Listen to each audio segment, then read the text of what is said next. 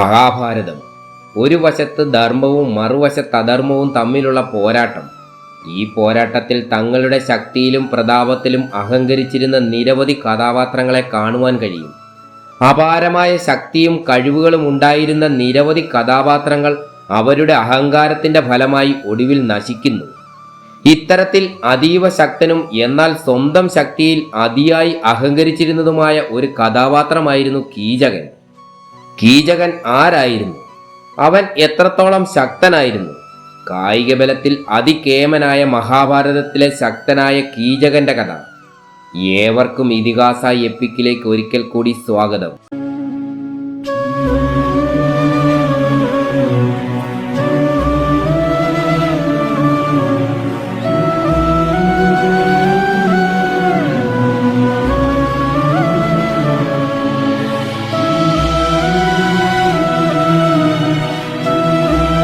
സൂതരാജാവായ കേകയന് മാളവി എന്ന രാജ്ഞിയിൽ കീചകനും അനുജന്മാരായി ഉപകീചകന്മാർ എന്നറിയപ്പെടുന്ന 105 സഹോദരന്മാരും സുദേഷ്ണ എന്ന ഒരു പുത്രിയും ജനിച്ചു. കാലകേയന്മാർ എന്നറിയപ്പെടുന്ന അസുരന്മാരിൽ മൂപ്പനായ ബാണന്റെ അംശത്തിൽ നിന്നും പുനർജന്മം എടുത്തവരാണ് കീചകനും ഉപകീചകന്മാരും എന്ന് മഹാഭാരതം ദാക്ഷിണാത്യ പാഠം 1893 പേജിൽ പറഞ്ഞിരിക്കുന്നു. വിരാട രാജാവായ മാത്സ്യൻ സുദേഷ്ണയെ വിവാഹം കഴിച്ചു. അന്നു മുതൽ കീചകനും സഹോദരന്മാരായ ഉപകീചകന്മാരും വിരാട രാജധാനിയിൽ താമസമാക്കി. വിരാട രാജാവ് കീചകനെ തന്റെ സൈന്യത്തിന്റെ തലവനാക്കി. അയൽ രാജ്യമായ ത്രികർത്തക്കെതിരായി പലതവണ പോരാടിയ കീചകനും സൈന്യവും ശക്തനായ ത്രികർത്ത രാജാവായ സുശർമ്മനെയും സൈന്യത്തെയും പരാജയപ്പെടുത്തി. അത്യന്തം ബലശാലിയും ധൈര്യശാലിയുമായ കീചകൻ സൈന്യാധിപനായതോടുകൂടി അയൽ രാജ്യങ്ങൾ വിരാട രാജ്യത്തെ ആക്രമിക്കാൻ ഭയപ്പെട്ടു. കീചകൻ തന്റെ അജയ്യമായ ശക്തിയോടെ വിരാട രാജ്യത്തിന്റെ അതിർത്തികൾ സംരക്ഷിച്ചു. കീചകന്റെ മരണവാർത്ത അറിഞ്ഞ ദുര്യോധനൻ അത്ഭുതപ്പെട്ടു. കീചകന്റെ കായിക ബലത്തിന് തുല്യരായ യോദ്ധാക്കൾ ഭീമനും ബലരാമനും ശല്യരും മാത്രമാണ്. ശല്യനും ബലരാമനും വിരാട ദേശത്തിൽ നിന്ന് വളരെ ദൂരെയാണ്. പിന്നെയുള്ളത് ഭീമൻ മാത്രമാണ്. അതിനാൽ ചത്തത് കീചകനെങ്കിൽ വധിച്ചത് ഭീമൻ തന്നെ. ദുര്യോധനന്റെ ഈ വാക്കുകളിൽ നിന്ന് തന്നെ കീചകൻ എത്രത്തോളം ശക്തനായിരുന്നു എന്ന് മനസ്സിലാക്കാം. പാണ്ഡവർ അജ്ഞാതവാസകാലത്ത് വേഷം മാറി വിരാട രാജ്യത്ത് വരികയും ഓരോരുത്തരും കൊട്ടാരത്തിൽ ഓരോരോ ജോലികളിൽ വ്യാപൃതരാകുകയും ചെയ്തു. ഭീമൻ ഭക്ഷണപ്പുരയിൽ ജോലി നോക്കി. പാഞ്ചാലി മാലിനി എന്ന പേരിൽ രാജ്ഞിയായ സുദേഷ്ണയുടെയും പുത്രിയായ ഉത്തരയുടെയും ദാസിയായി കൊട്ടാരത്തിൽ വസിച്ചു. രാജ്ഞിയുടെ സഹോദരനും സർവ്വ സൈന്യാധിപനുമായിരുന്ന കീചകന്റെ ശക്തിയെ ഭയന്ന് ശത്രുക്കളാരും വിരാടദേശത്തെ ആക്രമിക്കുവാൻ ധൈര്യപ്പെട്ടില്ല. അതുകൊണ്ട് തന്നെ വിരാട രാജാവിന് കീചകനോട് ഇഷ്ടവും ബഹുമാനവും ഉണ്ടെന്നു മാത്രമല്ല അവനെ ഭയവുമായിരുന്നു. അതിനാൽ തന്നെ അവൻ പറയുന്നതും ചെയ്യുന്നതും എന്തു തന്നെ ആയാലും അതിനെ എതിർത്ത് രാജാവ് ഒന്നും പ്രവർത്തിക്കുമായിരുന്നില്ല. സ്ത്രീലമ്പടനായ കീചകനെ അന്തഃപുരവാസികൾക്ക് ഭയമുണ്ടായിരുന്നു എങ്കിലും രാജ്ഞിയുടെ സഹോദരനായതുകൊണ്ടും രാജാവിന് മേൽ അവന് അമിതമായ സ്വാധീനമുള്ളതുകൊണ്ടും അവന്റെ ഏതാഗ്രഹങ്ങൾക്കും അവർ വഴങ്ങിക്കൊടുക്കുമായിരുന്നു. അവന്റെ കണ്ണിൽ പെടാതെയായിരുന്നു പാഞ്ചാലി അന്തഃപുരത്തിൽ കഴിച്ചുകൂട്ടിയത്. എന്നാൽ ഒരിക്കൽ യാദൃച്ഛികമായി കീചകൻ സുദേഷ്ണയുടെ അടുത്ത് നിൽക്കുന്ന പാഞ്ചാലിയെ കാണുവാൻ ഇടയായി. ഇത്രത്തോളം സൗന്ദര്യവതിയായ ഒരു യുവതിയെ അവൻ അന്നുവരെ കണ്ടിരുന്നില്ല. അവൻ അവളുടെ സൗന്ദര്യത്തിൽ ആകൃഷ്ടനായി. തന്റെ ആഗ്രഹം അറിയിച്ച കീചകനോട് പാഞ്ചാലി താൻ 5 ഗന്ധർവന്മാരുടെ പത്നിയാണെന്നും അവർ കോപിച്ചാൽ നിന്നെ കൊന്നുകളയുമെന്നും അറിയിച്ചു. എന്നാൽ അഹങ്കാരിയായ കീചകൻ പാഞ്ചാലിയുടെ വാക്കുകൾ ചെവിക്കൊണ്ടില്ല. തുടർന്ന് കാമവറി പൂണ്ട അവൻ പാഞ്ചാലിയെ പ്രാപിക്കാതെ അടങ്ങിയില്ലെന്ന ദൃഢനിശ്ചയത്തോടെ സഹോദരിയായ സുദേഷ്ണയെ സമീപിച്ചു. പാഞ്ചാലിയെ എപ്രകാരമെങ്കിലും തനിക്ക് വശംവദയാക്കി തന്നില്ലെങ്കിൽ താൻ ജീവിച്ചിരിക്കുകയില്ലെന്ന് അവൻ സഹോദരിയെ അറിയിച്ചു. തുടർന്ന് രാജ്ഞി അവൻ ഒരു ഉപായം പറഞ്ഞു കൊടുത്തു.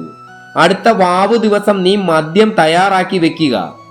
അത് വാങ്ങിക്കൊണ്ടു വരുവാനായി മാലിനിയെ നിന്റെ ഗൃഹത്തിലേക്ക് ഞാൻ അയക്കാം. അപ്പോൾ അവളോട് ഇഷ്ടവാക്കുകൾ പറഞ്ഞ് നിന്റെ ആഗ്രഹം സാധിച്ചു കൊള്ളുക. പിന്നീട് വാവു ദിവസം രാജ്ഞി പാഞ്ചാലിയോട് കീചക ഗൃഹത്തിൽ പോയി മദ്യം വാങ്ങിക്കൊണ്ടു വരുവാൻ ആവശ്യപ്പെട്ടു. കീചകന്റെ ആഗ്രഹപ്രകാരമാണ് രാജ്ഞി തന്നെ അയക്കുന്നതെന്ന് പാഞ്ചാലിക്ക് മനസ്സിലായില്ല. കീചകന്റെ ഗൃഹത്തിൽ പ്രവേശിച്ച പാഞ്ചാലിയെ അവൻ കടന്നു പിടിച്ചു. എന്നാൽ പാഞ്ചാലി തന്റെ സർവശക്തിയും എടുത്ത് ആഞ്ഞു തള്ളി. അപ്രതീക്ഷിതമായ ആ ചെറുത്തുനിൽപ്പിൽ കീചകൻ മറിഞ്ഞു വീണു. ഉടനെ പാഞ്ചാലി കൊട്ടാരത്തിലേക്ക് ഓടി. നിലത്ത് വീണ കീചകൻ ചാടി എഴുന്നേറ്റ് പാഞ്ചാലിയുടെ പിന്നാലെ പാഞ്ഞു. പാഞ്ചാലി ഓടി രാജധാനിയിലെത്തി. ഈ സമയം രാജാവും യുധിഷ്ഠിരനും ചൂതു കളിക്കുകയായിരുന്നു. ഓടിക്കിതച്ച് രാജാവിൻ്റെയും യുധിഷ്ഠിരന്റെയും മുന്നിലെത്തിയ പാഞ്ചാലിയെ പിന്തുടർന്നെത്തിയ കീചകൻ അവരുടെ മുന്നിൽ വെച്ച് അവളുടെ തലമുടിക്കുത്തിന് പിടിച്ചു വലിച്ചു നിലത്തിട്ട് ചവിട്ടി. പാഞ്ചാലി നിലവിളിച്ചു. ഇത് കേട്ട് പാചകപ്പുരയിൽ നിന്ന ഭീമൻ കയ്യിലിരുന്ന ചട്ടുകവുമായി അവിടേക്ക് പാഞ്ഞെത്തി. അവൻ കോപത്തോടെ പല്ലുറുമി. ഇത് കണ്ട കീചകൻ അവിടെ നിന്നും സ്വന്തം ഗൃഹത്തിലേക്ക് മടങ്ങി.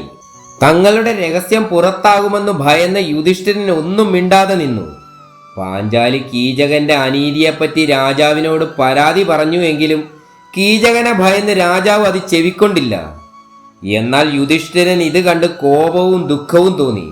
അദ്ദേഹം എല്ലാ കോപവും അടക്കിക്കൊണ്ട് പാഞ്ചാലിയോട് പറഞ്ഞു, മാലിനി, നീ തൽക്കാലം അന്തഃപുരത്തിലേക്ക് പോവുക. നിന്റെ ഗന്ധർവ പതിമാർ ഇതെല്ലാം അറിയുന്നുണ്ട്. അവർ വേണ്ട സന്ദർഭത്തിൽ വേണ്ടത് ചെയ്യാതിരിക്കില്ല. ഇത് കേട്ട് ദുഃഖത്തോടെ പാഞ്ചാലി അന്തഃപുരത്തിലേക്ക് മടങ്ങി. അന്തഃപുരത്തിലെത്തിയ പാഞ്ചാലി നടന്ന കാര്യങ്ങളെല്ലാം രാജ്ഞിയെ അറിയിച്ചു. കീചകൻ കാണിച്ച അവിവേകത്തിന് അവനെ വേണമെങ്കിൽ ശിക്ഷിക്കാമെന്ന് ഒരൊഴുക്കൻ മട്ടിൽ പറഞ്ഞൊഴിഞ്ഞതല്ലാതെ കാര്യമായ യാതൊരു വിധത്തിലുള്ള സഹതാപവും രാജ്ഞി പാഞ്ചാലിയോട് കാണിച്ചില്ല. തുടർന്ന് രാത്രി പാഞ്ചാലി പാചകപ്പുരയിൽ പോയി ഭീമനോട് തനിക്ക് നേരിട്ട അപമാനത്തെപ്പറ്റി അറിയിച്ചു. പാഞ്ചാലിയെ സമാധാനിപ്പിച്ചുകൊണ്ട് ഭീമൻ പറഞ്ഞു, നാളെ രാത്രി നീ കീചകനെയും പ്രതീക്ഷിച്ച് നാടകപ്പുരയിൽ കാത്തിരിക്കുമെന്ന് അവനെ അറിയിക്കുക. അവൻ നിശ്ചയമായും അവിടെ എത്തും. പിന്നീട് അടുത്ത പ്രഭാതം കാണുവാൻ അവൻ ഉണ്ടായിരിക്കുകയില്ല. നീ സമാധാനത്തോടുകൂടി പോവുക. പിറ്റേ ദിവസം തന്നെ അന്തഃപുരത്തിലെത്തിയ കീചകനോട് പാഞ്ചാലി ഉള്ളിലുള്ള ക്രോധവും വെറുപ്പും പുറത്ത് പ്രകടിപ്പിക്കാതെ ഒരു കപട പുഞ്ചിരിയോടെ പറഞ്ഞു, ഞാൻ നിനക്ക് വിധേയയാവാം. എന്നാൽ അത് ആരും അറിയരുത്. ഇന്ന് രാത്രി നീ നാടകപ്പുരയിൽ വരിക.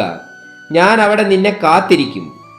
പാഞ്ചാലിയുടെ ഈ വാക്കുകൾ കേട്ട കീചകൻ വളരെയധികം സന്തോഷത്തോടെ അങ്ങനെ ആവട്ടെ എന്ന് പറഞ്ഞു. എന്നിട്ട് തന്റെ ഗൃഹത്തിലേക്ക് മടങ്ങി. രാത്രിയായപ്പോൾ അടുക്കളപ്പണിയെല്ലാം കഴിഞ്ഞും ഭീമൻ നാടകപ്പുരയിലെത്തി. അവിടെയുണ്ടായിരുന്ന ഒരു കട്ടിലിൽ കീചകനെയും പ്രതീക്ഷിച്ചുകൊണ്ട് മൂടി പുതച്ചു കിടന്നു. രാത്രിയായപ്പോൾ കീചകൻ നാടകപ്പുരയിലെത്തുകയും കട്ടിലിൽ മൂടി പുതച്ചു കിടക്കുന്ന ഭീമനെ കണ്ട് പാഞ്ചാലിയാണെന്ന് തെറ്റിദ്ധരിക്കുകയും ചെയ്തു. തൻ്റെ അടുത്ത് വന്നു കിടന്ന കീചകനെ ഭീമൻ തൻ്റെ ബലിഷ്ഠമായ കരങ്ങൾ കൊണ്ട് ആലിംഗനം ചെയ്തു.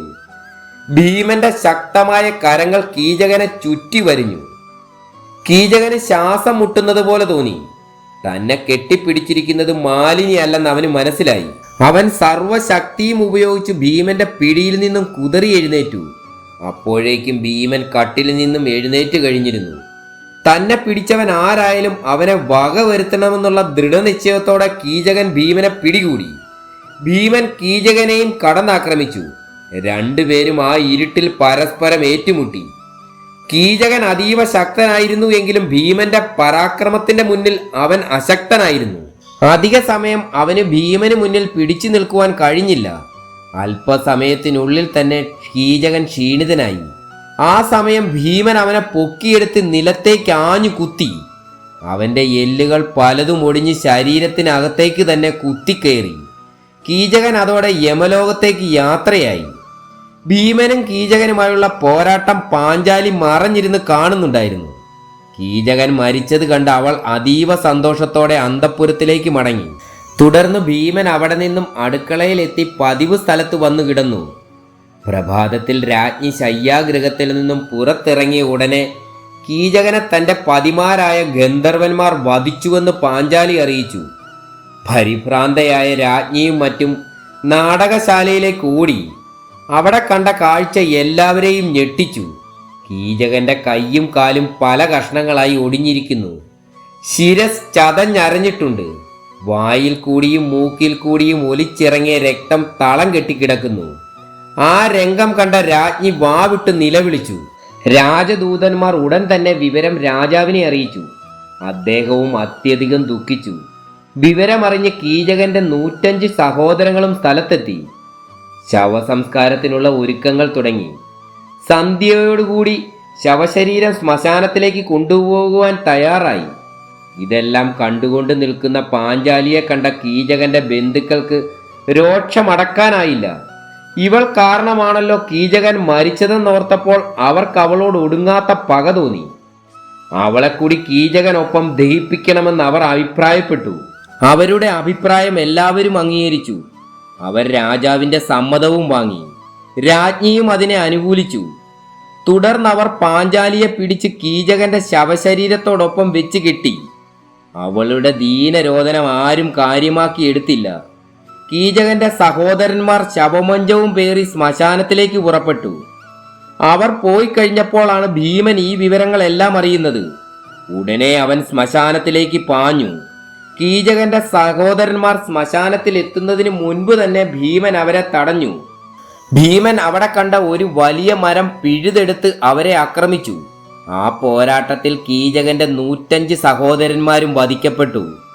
തുടർന്ന് ഭീമൻ ശവമഞ്ചത്തിൽ കെട്ടപ്പെട്ടിരുന്ന പാഞ്ചാലിയുടെ കെട്ടുകൾ അഴിച്ച് അവളെ മോചിപ്പിച്ചു.